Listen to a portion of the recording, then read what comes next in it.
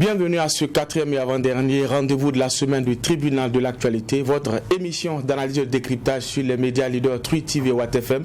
Merci également à vous qui nous faites l'amitié de nous suivre en streaming sur Facebook et en replay sur YouTube. Je suis Adams Caleb Ouedraogo, président de cette instance. Avec moi sur ce plateau, les juges au siège, Bernard Bougma, Geoffroy Vaha, bonjour et bienvenue. Bonjour président Ouedraogo, bonjour juge Vaha, bonjour madame, monsieur. Bonjour juge Bougma, bonjour président, bonjour auditeurs et téléspectateurs. Sur la table des juges ce matin, l'actualité sur le nomadisme politique au Burkina Faso en lien avec la décision du ministère en charge de l'administration territoriale de révoquer des conseillers municipaux et régionaux pour changement de parti. Vous le savez, 800 élus locaux sont concernés par cette décision qui fait des gorges chaudes. Un collectif de ces élus a d'ailleurs vu le jour pour dire non à ce qu'il qualifie d'injustice. À la barre ce matin, un des membres de ce collectif, Dissa Bourema Nyoumou, maire de Houndé. Bonjour et bienvenue. Bonjour président. Bonjour messieurs les juges, bonjour à tous les téléspectateurs. Alors, pour ce temps d'antenne, nous allons parler de la décision, je dirais, controversée du ministère en charge de l'administration territoriale. Mais avant, nous allons ouvrir la première partie de cette émission, les avant-propos.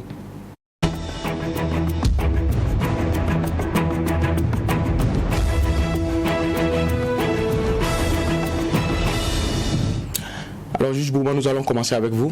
Mon avant-propos va concerner le maire de Tiou, monsieur Gassami Diallo, qui dit avoir négocié avec les terroristes pour la tranquillité, la paix, donc la sérénité dans sa commune. Donc il dit avoir discuté, dialogué avec eux. Effectivement, des vidéos ont circulé, des vidéos des réunions par rapport à ce qu'il y a à faire. Donc s'il faut saluer la préoccupation du maire d'avoir la paix dans sa commune, s'il faut saluer toutes ces personnes qui sont impliquées effectivement dans une telle situation, effectivement c'est une initiative du moment où elle participe de ramener la paix entre les citoyens. C'est bien, parce qu'il dit d'ailleurs que, quand vous lisez l'interview, c'est des gens qui se connaissent, parce que ce sont en même temps des fils du village qui sont embarqués, de la commune, pardon, parce qu'il y a plusieurs villages, comme c'est une commune, qui effectivement sont embarqués dans cette aventure-là. Donc il fallait à un moment donné effectivement se parler. Maintenant, la limite, c'est que c'est une démarche qui semble être solitaire, parce qu'à côté, il y a d'autres communes. Qu'est-ce que ces communes font? Alors, ou bien à partir de sa seule négociation, toutes ces communes vont connaître la quiétude. Et si ces communes ne vont pas connaître la quiétude, quelle va être maintenant, comment est-ce que ces communes vont prendre une telle initiative? Et donc, c'est entre griffes une course solitaire qui permet à une commune de rester tranquille, mais l'inquiétude et la grosse interrogation, c'est par rapport aux autres communes qui sont voisines, qui sont inquiets, qui font parfois aussi l'objet d'attaques terroristes, avec le risque que l'on lui colle la peau de celui qui héberge ou pas. Mais quoi qu'il en soit, si son attitude contribue effectivement à calmer toute la zone, effectivement, il aura fait un pas en avant. Mais si ce n'est pas fait, il peut être soupçonné à tort ou à raison par rapport à l'une ou l'autre action qu'effectivement les groupes terroristes vont poser. Donc, et en même temps, l'autre question, c'est qu'est-ce qui a été concédé? Qu'est-ce que vous concédez par rapport à cela? Parce que dans certaines localités, c'est même exigé que les VDP déposent les armes, alors que dans sa commune fait partie des toutes premières dans la zone à accueillir effectivement les VDP. Donc, il y a toute cette question, toutes ces gestions-là qui n'ont pas effectivement été posées. Mais bon, qui n'ont pas été inventées parce qu'on ne sait pas ce qui a été dit réellement. Donc ce n'est pas que ça n'a pas été posé. Qu'est-ce qui a été dit? Ces coulisses-là, peut-être on ne les aura pas. Mais pour terminer, c'est qu'il était inquiet. Parce que juste après cela, avant que effectivement le mécanisme s'enclenche, il y a eu une opération de l'armée burkinabé dans cette zone. Et il craignait que les opérations de l'armée ne reviennent remettre en cause ce qu'ils avaient scellé. Donc c'est ça aussi l'autre limite. Parce que quand vous partez à un moment donné en solitaire, si ça ne marche pas, ça risque de se retourner effectivement contre vous. Alors que si c'est dans une démarche collective, oui.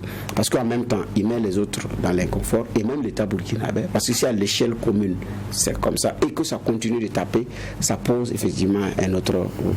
Mais je dis bien, je ne nie pas que la préoccupation de tout élu local, de tout maire, ce n'est pas la quiétude de sa commune, non.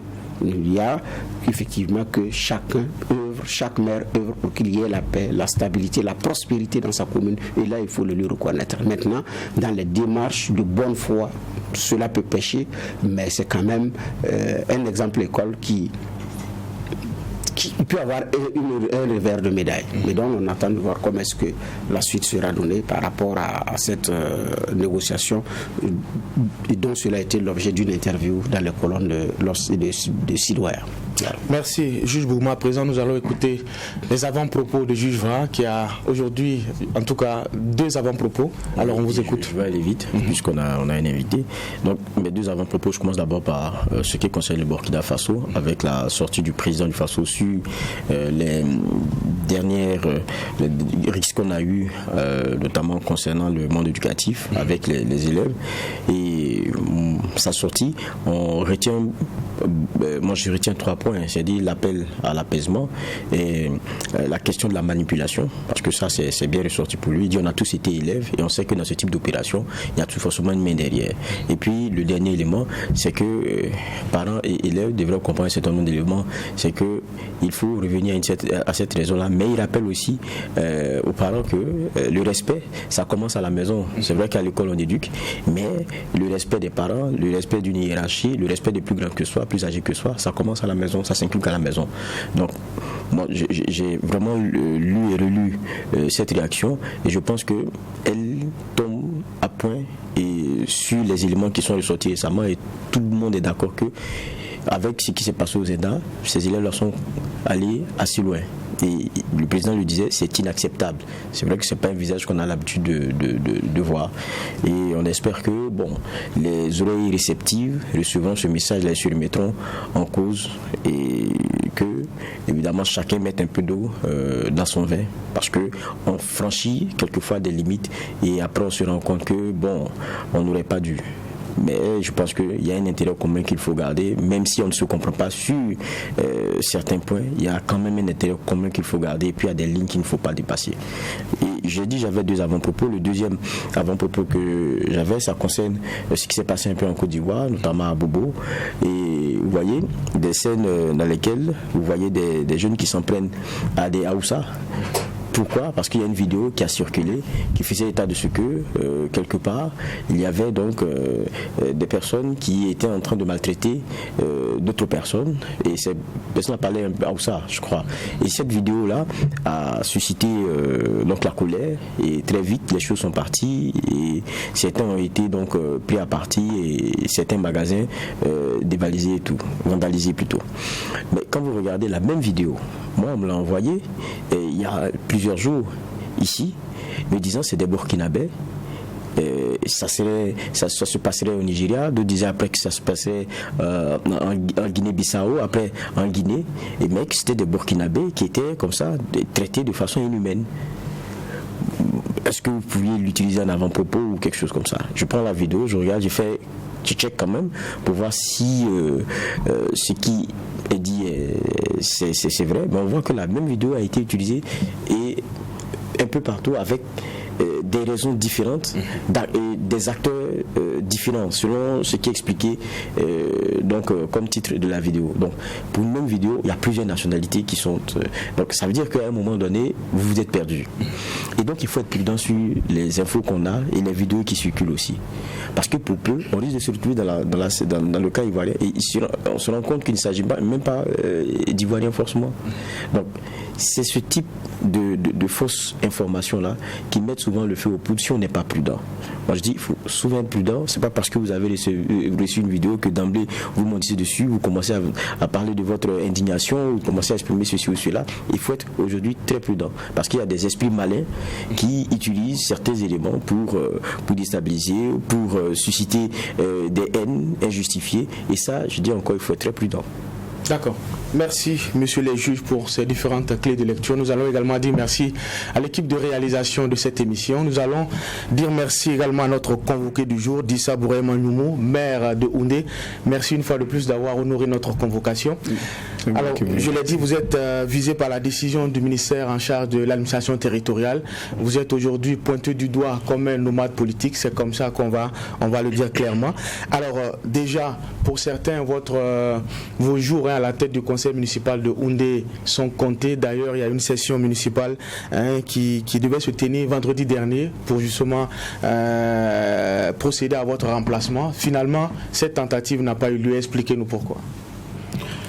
Merci, Monsieur le Président. La tentative donc de remplacement du conseiller que je suis n'a pas eu lieu simplement parce que les conseillers n'ont pas voulu des méthodes qui ne suivent pas la loi ni la réglementation. C'est la raison pour laquelle la session n'a pas eu lieu. Nous avons décidé volontairement de ne pas aller à la session pour montrer en tout cas notre non-adhésion à cette manière de faire qui nous jugeons qui est en déphasage avec la loi. Alors à vous écouter, vous avez le conseil municipal avec vous?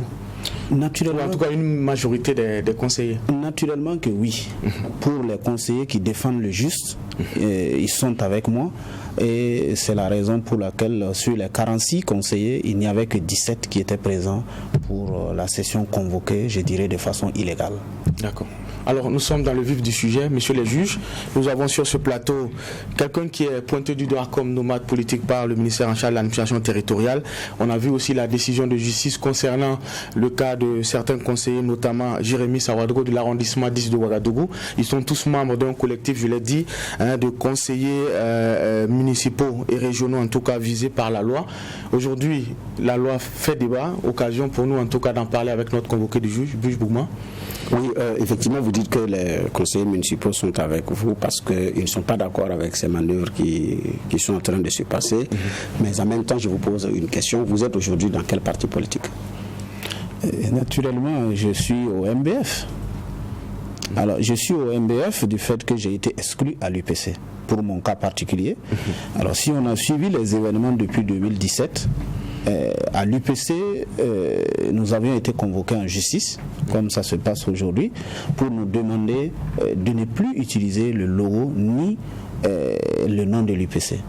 Naturellement, un militant qui ne peut pas utiliser le logo et le nom d'un parti politique n'est pas un militant de ce parti politique. Donc nous avons été, en tout cas enjoints par la justice, de ne plus utiliser le logo, moi et mes camarades qui à l'époque avaient créé le groupe parlementaire UPC-RD. Et même on nous a obligés à changer le nom qui est devenu RD. Voilà en gros ce qui s'est passé. Alors à l'approche des élections, naturellement, pour tout parti organisé dont tu es membre, il y a des consultations. Nous n'avions pas été consultés jusqu'à ce que l'UPC mette sur la place publique la liste de ses candidats. Donc on considère que effectivement les gens ont mis en œuvre la décision de justice qui nous excluait du parti exactement comme les gens se sont comportés. Et voilà pourquoi nous aussi on a trouvé une solution pour rester utile à nos populations. On a trouvé la solution d'aller nous présenter sous la bannière de notre parti. Alors, vous dites que vous avez été exclu, c'est une exclusion de fait ou bien c'est une exclusion matérialisée, dire que vous êtes exclu du parti parce que vous dites qu'ils ont mis en branle la décision de justice alors que la décision de justice vous interdisait d'utiliser les symboles de l'UPC et même d'enlever l'UPC dans le nom du groupe parlementaire pour conserver RD. L'exclusion est matérielle parce que je dispose de la décision de justice qui dit clairement tu ne peux plus utiliser le logo ni le nom de l'UPC. Mais s'il a dit que vous ne pouvez plus vous prévaloir des militants de l'UPC. Mais c'est clair que ça s'est déduit de là. Là, c'est une déduction. Ouais. Mais pas une exclusion forcément. Naturellement, je dois dire que si c'est le cas, si vous dites que c'est une déduction... ça... Je pose une question. Non, c'est pas une déduction. Puisque quand tu tiens une décision de justice qui te dit que tu ne peux plus faire comme ça, naturellement, tu sais que tu ne fais pas partie de ce groupe. Non, mais vous n'avez pas officiellement démissionné aussi? Moi, je n'ai pas officiellement démissionné. Je n'ai jamais démissionné de l'UPC, je n'ai jamais mis un acte matériel pour démissionner de l'UPC. Vous avez été exclu. D'accord. Juge va. C'est bon. Bon, ça, on a donc une explication pour ce qui est de son cas. Mais voilà la question que je me pose. Si vous arrivez à faire des déductions je n'ai pas d'acte matériel. Vous dites, vous faites une déduction de ce que le fait qu'on vous interdise d'utiliser les logos d'un parti, cela veut dire que c'est une exclusion presque de fait. Ok. Mais déduction pour déduction, les autres aussi disent, à partir du moment où vous êtes dans un autre parti, ça, c'est une démission de fait. Vous rappelez aux autres, se le dira carrément dans le vif du sujet, que quand on est dans l'interprétation des textes, c'est du dur. Il est écrit démission libre, démissionner librement. Oui. Donc vous dites, à partir du moment où la démission n'est pas libre, on ne peut aucunement vous en vouloir ou vouloir appliquer autre chose. Donc on n'est pas dans des déductions. Ouais. Alors que vous déduisez pour aller vous mettre dans un autre parti. Bon, dire que je déduis, bon, c'est une manière de tirer une conclusion. Mais naturellement, là, je dispose d'un acte qui me conduit à ça. Non, mais vous faites une déduction. L'exemple contraire, c'est qu'il n'y a pas d'acte qui les permet donc de dire que j'ai démissionné. L'acte, c'est que vous êtes dans un autre parti. Mais être dans un autre parti ne veut pas dire qu'on a démissionné. Ah, donc on peut être dans plusieurs partis au Burkina. Bon, on peut militer dans plusieurs partis au Burkina. Même si on ne milite pas dans plusieurs partis, mais on n'a pas posé un acte qui permet de dire qu'on a démissionné. Vous pensez que être dans deux partis à la fois, c'est pas un acte fort qui montre que pour le premier parti où vous étiez, c'est une démission? Non. Naturellement. Donc on peut militer à l'UPC, on peut militer au MPP, on peut militer. Et puis c'est bon. Non, c'est pas qu'on milite dans plusieurs partis. On peut avoir plusieurs convictions. Mais lorsque ta première conviction ne te convient pas, tu prends d'autres convictions. Moi, je repose ma question. Vous pensez que vous êtes à l'UPC aujourd'hui, demain vous militez au MPP, vous portez les t-shirts à l'effigie, on vous voit et tout, vous faites campagne. Ouais. On ne peut pas vous dire que vous n'êtes plus à l'UPC. Oui, vous venez de dire qu'on porte t-shirt et puis on voit. Mais lorsqu'on ne peut même plus faire ça, qu'est-ce qu'on est? Mais vous avez dit tout à l'heure que c'est parce que vous avez déduit cela que vous êtes allé dans un autre parti. Non, moi, pour représenter naturellement ma communauté, je me suis mis dans la posture pour pouvoir représenter ma communauté. Dans un autre parti. Voilà. Et vous ne voulez pas qu'on vous dise que vous n'êtes plus à l'UPC et que de fait vous avez démissionné de l'UPC? Non, j'ai dit qu'ils m'ont exclu en fait. C'est ce que j'ai dit. D'accord. C'est pas une démission libre. Non, moi j'ai jamais démissionné librement. Mais le mieux, c'est que l'UPC même a procédé à mon remplacement. Je ne sais pas si vous regardez cet aspect. Parce qu'à l'époque, qu'est-ce qu'ils ont fait? Ils ont pris donc un député voisin de ma circonscription électorale pour me remplacer, pour mettre en place les structures de l'UPC et enlever tous les responsables qui étaient là. Je peux? Oui, président. Moi, je veux aussi qu'on jette un regard aussi au-delà des questions de texte et tout ça. On a, nous ici, sur ce plateau, abordé la question de la morale quand même en politique et de l'exemple qu'on donne et forcément aussi de ce qu'on veut communiquer comme valeur qu'il y a à défendre dans cette scène politique-là. Est-ce que c'est moral qu'on décide après avoir, on va dire, apporté toutes les ruelles de sa contrée avec un parti politique, avoir été élu sous sa bannière, commencer à répondre d'autres agendas, parce que c'est de ça qu'il s'agit, d'autres agendas que celui du parti sous lequel vous avez été élu, et puis continuer de dire que bon, on peut continuer de fonctionner comme ça, mais vous n'avez aucun droit de nous inquiéter sur notre siège. Nous ne vous le devons pas. Est-ce que vous pensez que c'est moral? Non, nous sommes dans un contexte où vous ne devez pas confondre la morale et la légalité. On est sur une démarche légale. Si on veut parler de moralité, le problème est plus profond que vous êtes en train de l'exprimer. Prenons l'exemple des élections passées tout de suite. Il y en a qui ont décliné leur position avant les élections. Mais après les élections, on s'est retrouvé à se diffuser dans tous les sens. Il y en a qui appartenaient à l'opposition, qui donnaient l'espoir au peuple qu'ils sont une alternance. Mais après les élections, ils se sont retrouvés à se rallier à la majorité dont ils ont fustigé la gestion et le comportement en gérant le pouvoir. Mais vous dites quoi de ça? Donc, si nous voulons parler peut-être de la légalité, d'accord. Mais si nous voulons parler de la morale, il y a un problème profond dans la gestion politique au Burkina Faso. D'accord. Alors, à vous écouter, est-ce que vous n'êtes pas tombé dans votre propre piège? Alors, vous partez d'actes juridiques et aussi de comportement de votre parti d'origine, l'UPC, pour tirer la conclusion que vous êtes exclu de fait. Alors, du côté de l'UPC, on estime qu'en candidatant sous la bannière d'un autre parti, vous êtes également un démissionnaire de fait. Finalement, est-ce que vous n'êtes pas dans le même calcul et le même jeu? Alors, sauf que dans le cas de dire que j'ai fait une démission de fait, la loi ne fait pas cas de ça.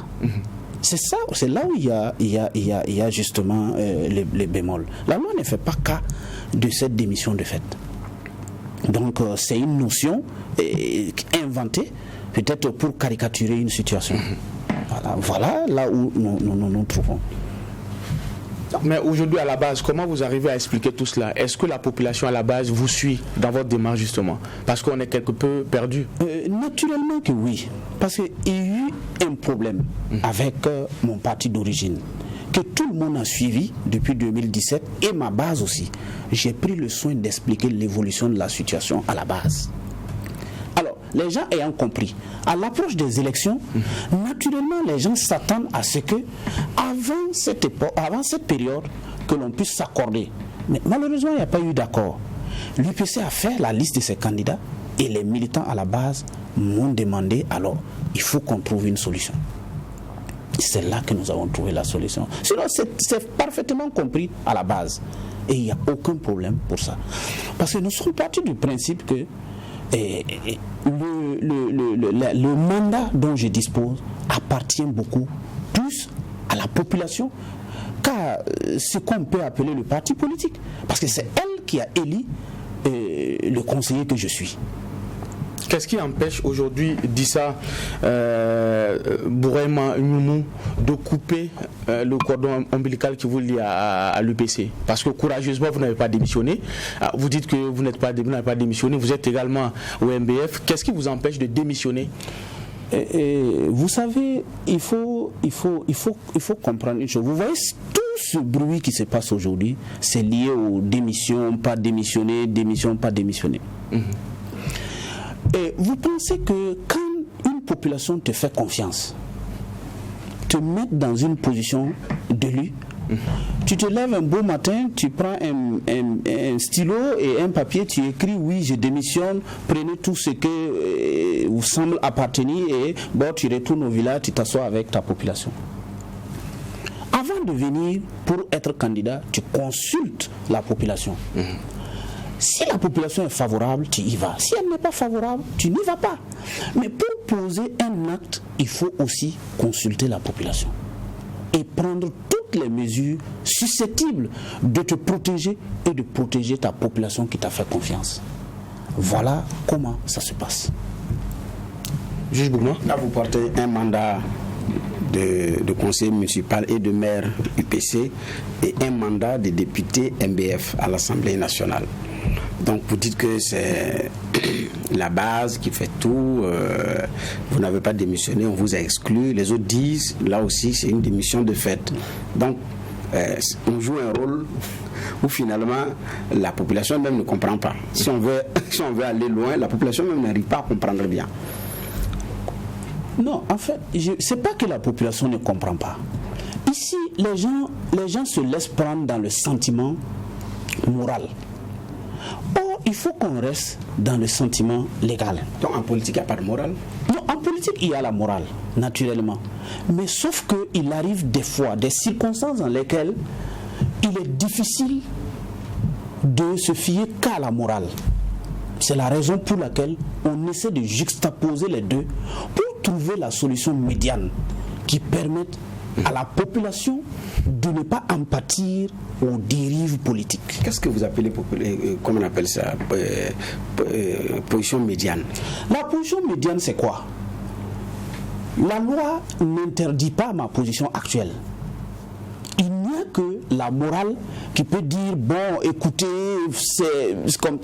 Mais je ne me laisse pas prendre par les sentiments, je dirais, sur le plan moral. Vous prenez une position d'équilibre ou d'équilibrisme, c'est une position médiane. Pour le bien de ma population. Et vous me suivez très bien. Pour le bien de ma population, j'essaie de prendre une position équilibrée. En quoi est-ce que c'est pour le bien de la population? je vous disais tantôt, lorsqu'une population te fait confiance et que vous êtes en train ensemble d'amorcer un développement, il serait très très dangereux de fustiger la confiance que la population t'a donnée et de s'en aller comme si de rien n'était, comme si tu ne les avais pas consultés avant de t'engager dans ce... La raison pour laquelle je suis reparti consulter ma population avant de prendre une position qui les permet de ne pas subir un tort absolu. Monsieur Ngoumou, un rendez-vous électoral, c'est un rendez-vous entre un homme et une population. Ça peut être à l'échelle nationale, à l'échelle communale ou je ne sais pas moi. Donc, quoi qu'il en soit, il y a un rendez-vous. Mais au départ, il y a quelqu'un qui dit oui, je peux porter vos aspirations. Je partage vos valeurs, je peux porter vos aspirations. C'est sur la base d'une compétition. Donc, aujourd'hui, alors, vous positionnez dire que c'est pour le bien de la population. Autrement dit, si vous décalez, il n'y a pas quelqu'un d'autre qui puisse contribuer à faire ce bien de la population. Non, il y a quelqu'un qui peut naturellement se positionner. Je n'ai jamais été le premier maire de Houndé. Je n'en serai pas le dernier. C'est une affaire de génération. Je ne serai pas le dernier, naturellement. Mais là, je vous dis, c'est comme c'est un moment donné, la personne qui sied pour la situation. Mais à un moment donné, tu ne seras pas l'homme de la situation. Vous voyez, c'est là où se pose le débat. Si on contextualise ça, c'est très difficile alors de trier ça. Je suis en partie d'accord avec vous, parce que quand on est l'homme de la situation et qu'on est conscient qu'on est l'homme de la situation, on s'assume et on le fait savoir. Et ça, c'est une des forces des leaders, il faut reconnaître. Quand on est un homme de la situation, on s'assume et puis on avance. Là, je dis bien sûr en partie d'accord avec ce point-là. Mais maintenant, nous sommes, je dis bien, dans le cadre d'une compétition. Je pense que c'est vous craignez de perdre la prochaine compétition si vous lâchez le poste de maire en disant je reviens au MBF, parce que vous avez été député UPC et finalement vous êtes fait élire sur la bannière du MBF, ce qui prouve que vous avez toujours de l'assise au plan local, parce que ce n'était pas évident. Ils sont nombreux qui n'avaient pas parié que vous allez pouvoir passer avec le MBF comme député à l'Assemblée nationale. Donc pour prouver également que la carapace aussi du leader en vous qui a une base, c'est de dire moi je lâche le poste de l'UPC, on se donne à nouveau à la prochaine compétition, je reviens encore regretter au statut de maire. Alors qu'en étant toujours maire, vous conservez un certain nombre d'avantages qui puissent vous permettre effectivement de remporter la prochaine. Est-ce que ce n'est pas la crainte de perdre la prochaine compétition qui fait que vous êtes accroché? Non, monsieur le juge, vous savez, en politique, c'est pas une question de taper sa poitrine. Mais ce que je veux dire, c'est pas la peur de perdre ni la compétition ni quoi que ce soit. Mais la situation est telle que, vous voyez, lorsque vous n'êtes plus accepté, ça se dessine clairement et ça s'exécute clairement. Je vais vous donner un exemple, l'exemple même qui est très emblématique pour le Burkina. L'insurrection de 2014. La population n'en pouvait plus. Même si le leader pensait qu'il était l'homme de la situation, la population a dit non. Ici, aujourd'hui, on est face à une situation où nous devons regarder l'équilibre et l'amorce que nous avons en termes d'élan de développement. Et le fait d'être en phase avec sa population et les électeurs. Et comme nous sommes dans une position que la loi n'interdit pas, c'est la raison pour laquelle nous tenons dans notre position. Si la loi l'interdisait, naturellement, on ne va pas résister. Ce n'est pas une rébellion. Voilà un peu ce qu'il y a à droite. Ok, juge va. Je pense qu'on revient sur la question d'un vieux débat, hein, la question du mandat impératif et du mandat représentatif. Après, parce que chacun, selon le moment, dit je vais représenter le peuple, et puis selon les intérêts aussi, que j'ai été élu sous bannière. Ça, c'est ce vieux débat-là.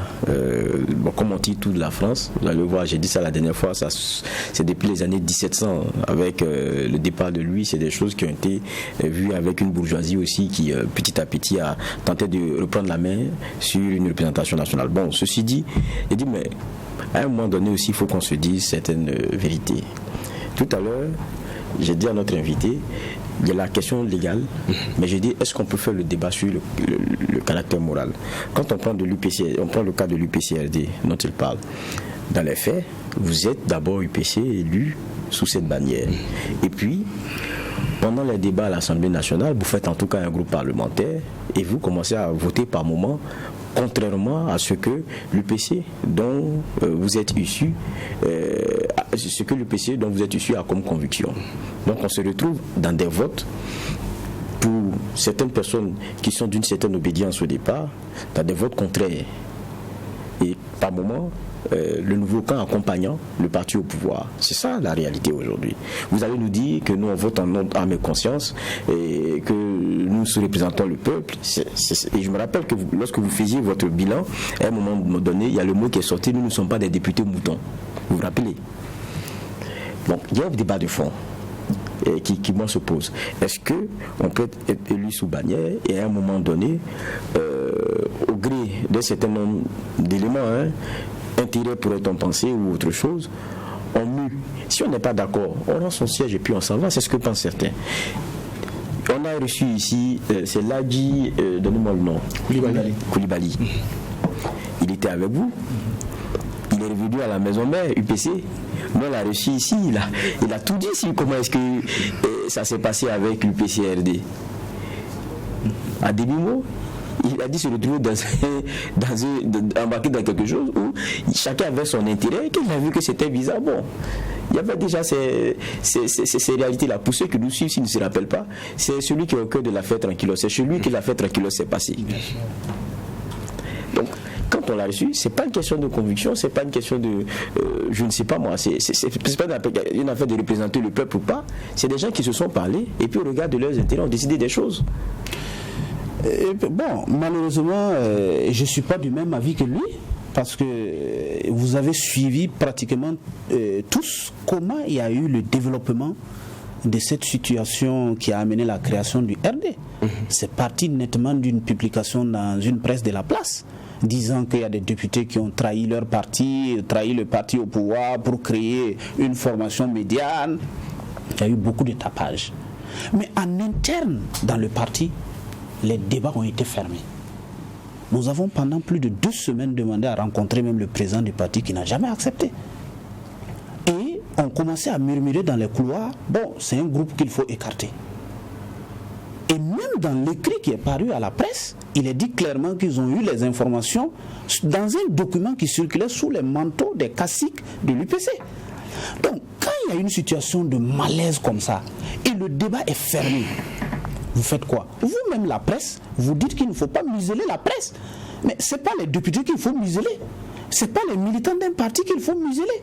Mais lorsque tu te sens dans un milieu où tu ne peux pas t'exprimer, naturellement, tu te mets de côté.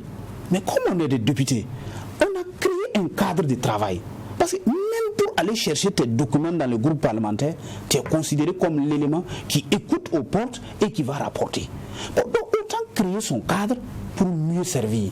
Mais nous, quand on créait le cadre, on n'avait aucunement l'intention de faire quoi que ce soit en termes d'aller ailleurs.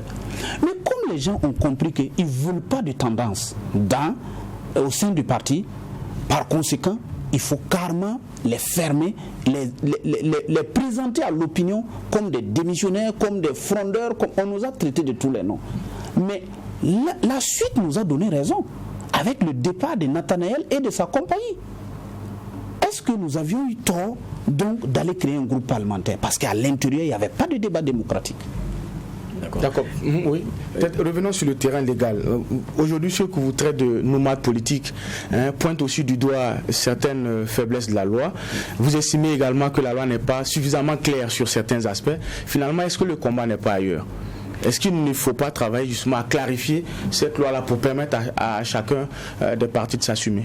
Bon, on devait travailler pour clarifier la loi, mais malheureusement les gens ont anticipé pour vouloir... c'est une précipitation qui ne dit pas son nom. Sinon, on a tous constaté, avec l'écrit du Matede, demandant l'avis du Conseil d'État, le Matede lui-même a constaté clairement le vide juridique, et le Conseil d'État a confirmé en suggérant de d'écrire ou en tout cas de prendre de nouveaux textes pouvant encadrer le phénomène. Mais au lieu d'attendre qu'on s'asseye et qu'on pose les règles clairement, certains ont préféré peut-être aller plus vite. C'est là où il y a le problème. Sinon, moi, je reconnais, en lisant les avis, je ne suis pas juriste, mais en lisant les écrits qui sont passés entre le Matede et le Conseil d'État, en regardant la décision rendue récemment par le tribunal administratif de Ouagadougou pour le cas du maire de l'arrondissement 10, je comprends aisément qu'à quelque part, les textes ne sont pas clairs et qu'il faille qu'on s'asseye et qu'on discute clairement pour trouver une solution à la situation que les gens qualifient de nomadisme politique et de autres. Bon, pour en faire un buzz. Mais entre-temps, vous reconnaissez au moins que vous tirez le meilleur parti d'un vide juridique. Mais dans la vie, c'est ainsi. Lorsque tu peux te protéger ta tête du soleil avec un chapeau, tu protèges ta tête avec un chapeau pour ne pas subir la chaleur. Voilà là où il y a la chose. Sinon, sauf que, c'est chaud, hein. Oui, sauf que les gens veulent nous entraîner sur le terrain de la morale. Voilà. Alors aujourd'hui, quand on parle de politique, de plus en plus, même les sondages le montrent, la population a de moins en moins confiance aux acteurs politiques. Est-ce que justement ce genre de débat sur la question du nomadisme politique ne conforte pas la position de la population qui dit finalement que ceux qui viennent demander un mandat électif le font pour leur intérêt personnel?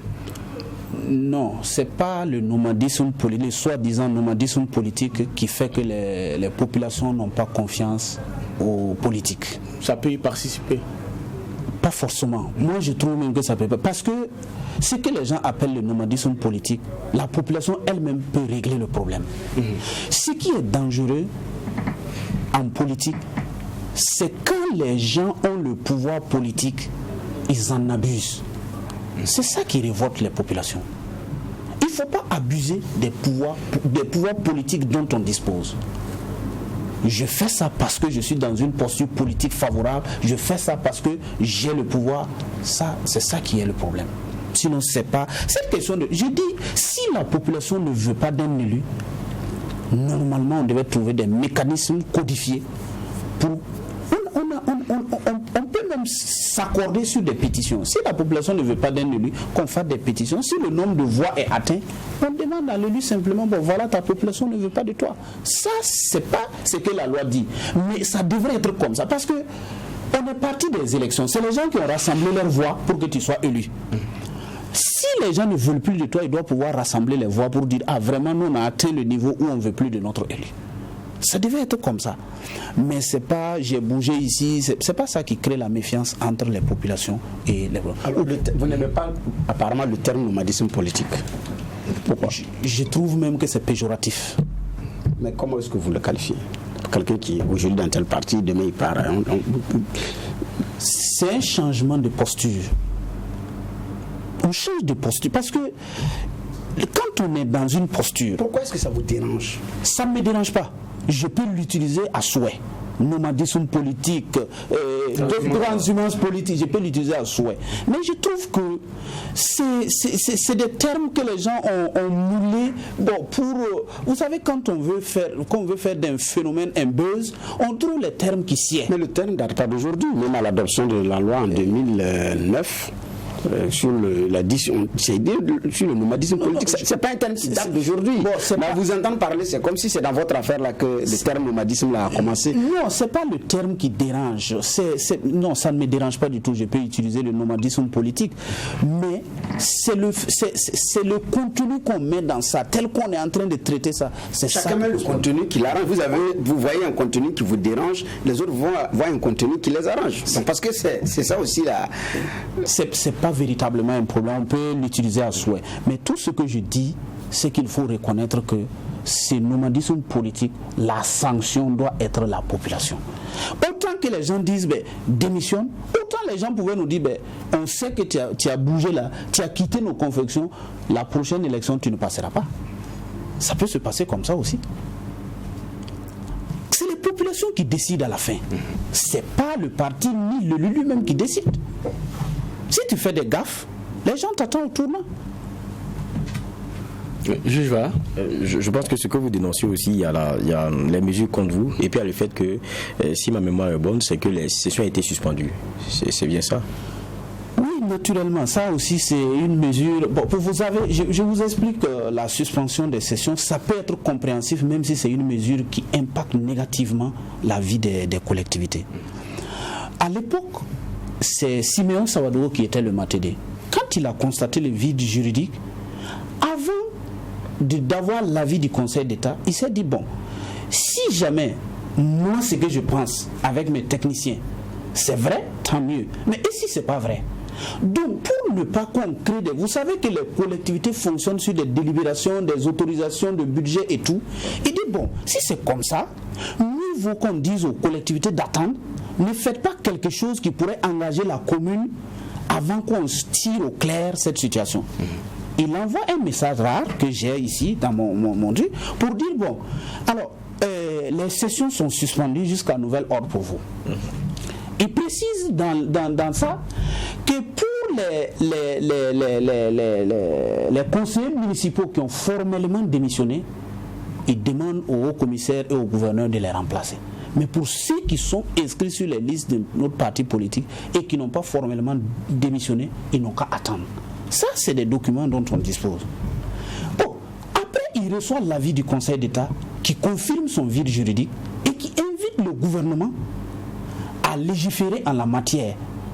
Mais naturellement qu'il va attendre la nouvelle assemblée pour introduire un texte de loi. Bon, il attend la nouvelle assemblée. Bon, comme vous savez, on est sur le terrain politique.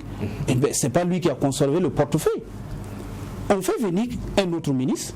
Bon, qui trouve que l'avis du Conseil d'État, c'est pas ça, et qui trouve que lui peut aller vite en besoin, et c'est pour ça qu'il a dit, bon, écoutez, monsieur le gouverneur, monsieur le haut-commissaire, monsieur le préfet, allez-y rapidement, remplacer ça, il faut nettoyer. Voilà comment ça s'est passé. Sinon, il y a eu quelqu'un quand même qui nous a... Mais l'impact qu'il y a eu, l'impact négatif qu'il y a derrière la suspension des sessions, c'est qu'il y a des communes qui n'ont même pas de budget. Et quand on n'a pas de budget, comment on fait pour payer les fonctionnaires de la collectivité? Comment à un moment donné on fait les investissements? Et à un moment donné, si une collectivité ne peut même plus avoir des timbres, comment vous posez les actes? Il n'y aura plus d'actes de naissance, il n'y aura plus de célébration de mariage. Il n'y aura plus. On célèbre sur quelle base si la collectivité n'a pas de thème? Donc pour moi, c'était une mesure de prudence, mais c'est une mesure qui devait être levée dès qu'on a reçu l'avis clair du Conseil d'État qui confirme le vide juridique. On devait lever cette mesure. Mais pire, même quand il a s'agi pour le nouveau ministre d'instruire les gouverneurs de remplacer les conseillers, la mesure n'a pas été levée. C'est vrai que c'est les messages qu'on envoie, les messages rares, mais c'est une mesure qui avait quand même suspendu les sessions. On devrait envoyer un autre message pour dire, bon, à partir de maintenant, nous levons la mesure de suspension des sessions et maintenant, vous, les préfets, vous pouvez convoquer les sessions de remplacement. Mais ça n'a pas été fait. Donc aujourd'hui, on a outrepassé nous-mêmes notre message et nous allons convoquer les sessions comme ça. Voilà. Alors, à vous écouter, cette décision, elle est purement politique. En tout cas, la décision de vous suspendre. Bon, la décision de nous suspendre est purement politique, parce que elle n'a rien de légal. Même administrativement, il y a de la cacophonie. Vous suivez avec moi ce qui se passe à l'arrondissement 10. Vous suivez avec moi même la manière de convoquer les sessions. J'ai un camarade qui aime dire qu'il faut prier Dieu que ton adversaire ne soit pas inspiré. Sinon, la manière de convoquer les sessions, c'est tellement irrégulier qu'on ne peut même pas l'expliquer. Mais c'est pas à moi d'expliquer ça sur le plateau ici. D'accord. Moi j'avais un commentaire. C'est-à-dire que quand on écoute notre invité, il y a quelque chose qui tient et on ne peut pas aller contre. c'est la question du vide. Donc, en même temps, il nous dit c'est illégal, il le matraque. Ce qui est vrai, parce que on regarde aussi, il y a un ministre qui a manqué de patience. Parce qu'il n'a pas écouté un conseil qui, pour moi, était des plus avertis. Il y a d'abord une question de texte à régler pour qu'on puisse aller à ce vers quoi il voulait aller. Donc, du coup, comme il le disait à un moment donné, ils ont pris le premier chapeau qu'il y avait, c'est celui du vide, et puis ils ont porté, et actuellement ils le tiennent très bien. Mais j'ai dit, on ne peut pas trancher cela sans parler aussi de la question de la morale. Tout à l'heure, Bernard disait quelque chose d'intéressant. Il donne l'impression d'être dérangé lorsqu'on parle de transhumants ou de nomades. Il dit, bon, ça dépend de ce qu'on met dedans. Et il a même employé le mot péjoratif. Vous savez, il n'y a pas 46 façons de qualifier un défaut. Embellissez-le. Le fait, c'est que ça reste un défaut. Donc, ce n'est pas le mot qui pose problème, c'est l'acte dans son caractère intrinsèque qui est qualifié. Donc, la transhumance, et ça je le redis encore ici, le nomadisme politique, c'est-à-dire que lorsque vous partez vers des populations sous une bannière et que les gens ont foi en vous, avec ce double regard de ce que vous transpirez et de la machine qui est derrière vous, sachez que c'est cette conjugaison-là qui a fait leur choix. Maintenant, quand vous partez, vous enlevez l'habit pendant votre mandat, comprenez qu'il y a un problème d'éthique aussi. Et comprenez qu'il y a ce regard-là. Les raisons peuvent être multiples. Là, on peut revenir là-dessus parce qu'il a parlé de son cas. Chacun, en tout cas, a la raison pour laquelle, en cours de mandat, il a pris certaines décisions. On peut parler des raisons. Mais je dis, il y a une question aussi d'éthique. Parce qu'on se dit que quand on parle des partis politiques, quand vous venez, il y a derrière des valeurs auxquelles vous croyez. Il y a un projet de société auquel vous croyez. Quand on vous retrouve en train de défendre ou en train de rentrer dans un carcan qui est à l'opposé de celui pour lequel les gens vous ont désigné, comprenez qu'il y a un problème et un regard là-dessus. C'était le commentaire que je voulais faire. D'accord. Mon commentaire que je fais, c'est sur le vide juridique. Hier, nous avions reçu ici le représentant du parti au pouvoir et la question a été entre prendre le temps de légiférer et faire dans la précipitation, perdre de l'argent et de l'énergie pour rien. La chose la plus facile à faire, c'était quoi? Donc en face, on a aussi un gouvernement qui agit. Parfois, vous posez la question, qu'est-ce qui se passe? La piste même vous a été indiquée. Mais vous passez outre, vous prenez toute autre chose et puis la conséquence, on la connaît. Du temps perdu, de l'énergie perdue et de l'argent également à sortir.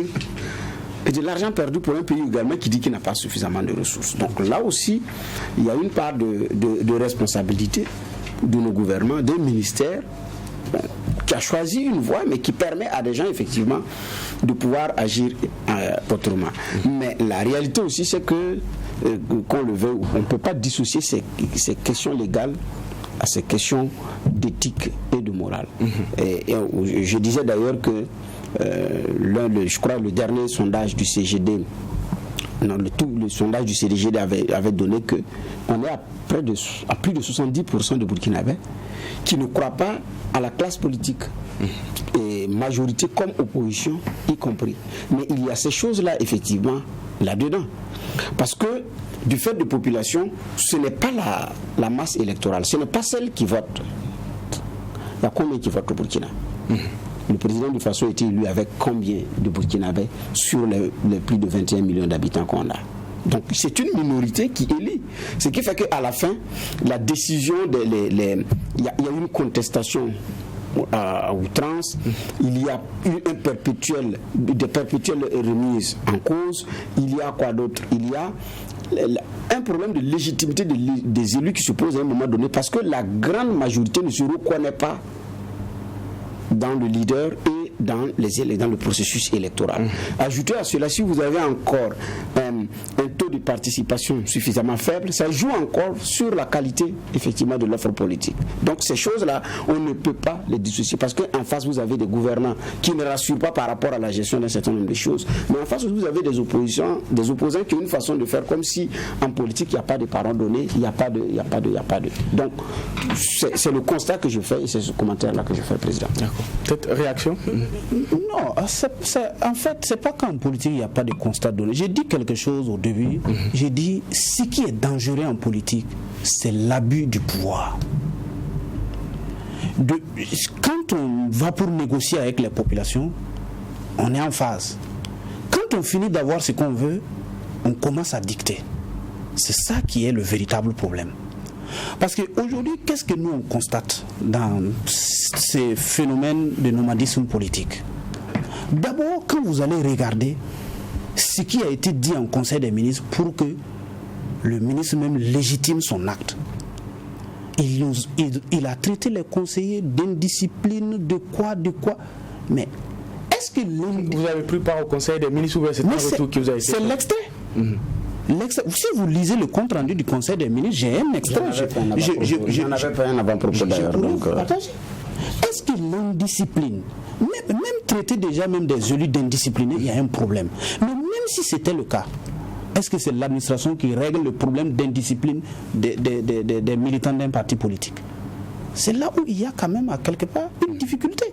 Donc on part d'abord sur la base du faux en Conseil des ministres, on rencontre au Conseil des ministres sur du faux, parce que moi je ne vois pas d'acte d'indiscipline, et ensuite on légitime son acte et on part encore dans l'administration, on utilise l'appareil de l'administration pour persécuter des communes qui sont tranquilles. Moi je pense que l'administration a mieux à faire. Monsieur le maire, dans votre commune, il y a des conseillers municipaux qui ont été remplacés. C'est pas dans le même contexte. La loi est claire là-dessus. Quand un conseiller municipal s'absente à 4 sessions, sinon à plus de 4 sessions, sans justification, il est d'office exclu du conseil. Et moi, en tant que premier responsable du conseil municipal, j'ai écrit à ma tutelle. Parce que ces messieurs ne se sont pas soumis à la discipline de la commune ou à la discipline exigée par la loi, par le règlement intérieur. C'est ça. Les partis politiques ont des disciplines, c'est-à-dire en termes de règlement et tout à suivre. Alors, si effectivement à un moment donné, elle a été enfreinte, maintenant c'est les partis politiques qui qualifient l'acte et puis faire suivre ce qu'il y a à faire. Non, nous ne sommes pas dans le même registre comme ça. J'ai écrit à ma tutelle, j'ai dit j'ai tenu des conseils pendant très longtemps, je ne vois pas certains conseillers. Est-ce que vous pouvez constater ça? Ils sont venus constater et ils ont dit effectivement, quand on regarde les listes de présents, il n'y a ni procuration, il n'y a ni en tout cas mention claire qu'ils sont là.